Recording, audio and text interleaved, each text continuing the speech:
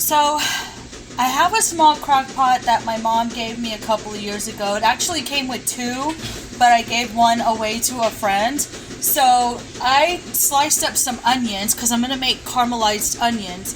This crock pot fit maybe 1.5 because the onions that I got were so big. But this, and then I added 3 tablespoons of butter. And I'm going to add a little bit of salt and a little bit of pepper. And I'm going to let this go in the crock pot on low.